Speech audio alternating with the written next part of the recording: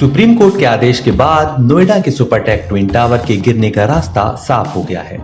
आने वाले 28 अगस्त को इस 32 मंजिला बिल्डिंग को ध्वस्त कर दिया जाएगा। इसके लिए बिल्डिंग में बारूद लगाने का काम पूरा कर लिया गया है। साथ ही ब्लास्ट के बाद इलाके में पड़ने वाले प्रभावों के मद्देनजर भी तैयारियां पूरी कर ली गई हैं। बिल्डिंग के आसपास रहने वाले लोगों के लिए जरूरी सावधानियां भी बता दी गई हैं। अब इंतजार है 28 अगस्त का, जिस दिन यह गगनचुंबी इमारत मलबे में बदल जाएगी और साथ ही भारत में ध्वस्त अब तक की सबसे ऊंची बिल्डिंग के रूप में इतिहास बन जाएगी। इस बीच एक सवाल जो हर किसी के मन में है कि आखिर इतनी ऊंची बिल्डिंग को बिना अलग बगल की इमारतों को नुकसान पहुंचाए गिराने के पीछे किस तरह की तकनीकी इस्तेमाल की जाएगी।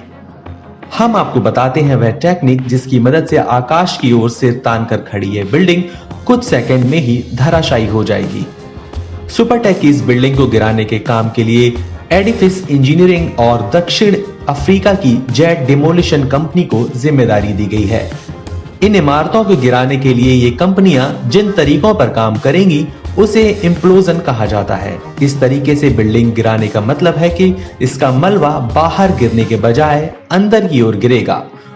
बिल्डिंग को गिराने के लिए फिल्मों की तरह बस विस्फोटक लगाकर धमाका नहीं करना है, बल्कि चरणबद्ध तरीके से इसे गिराने का जतन किया जाना है। इसके लिए बिल्डिंग के बीम, कॉलम और स्लैब की पहचान कर उसी के हिसाब से विस्फोटक लगाए गए हैं। सबसे पहले B1 ग्राउंड पहली और दूसरी मंजिल पर ब्लास्ट होगा। इसके बाद नीचे से ऊपर की ओर धमाका किया जाएगा। इससे बिल्डिंग के फ्लोर एक के ऊपर एक गिरते जाते हैं।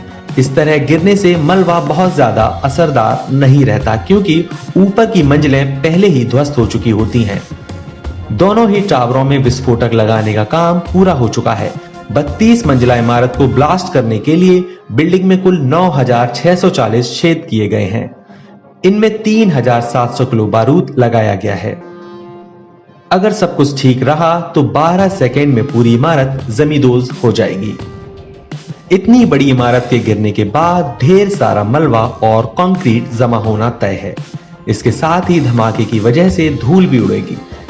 ऐसे में आसपास रहने वाले लोगों को दिक्कत हो सकती है। इससे बचने के लिए आसपास की 4 बिल्डिंग्स को जियो टेक्सटाइल फैब्रिक से कवर किया गया है।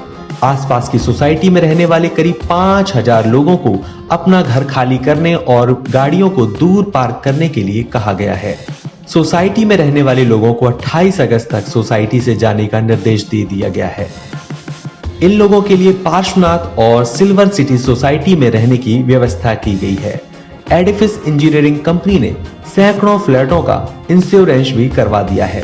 वहीं सोसाइटी में रहने वाले लोगों ने अपने घरेलू सामान जैसे टीवी, फ्रीज, एसी आदि सामानों का खुद ही इंश्योरेंस करवा लिया है।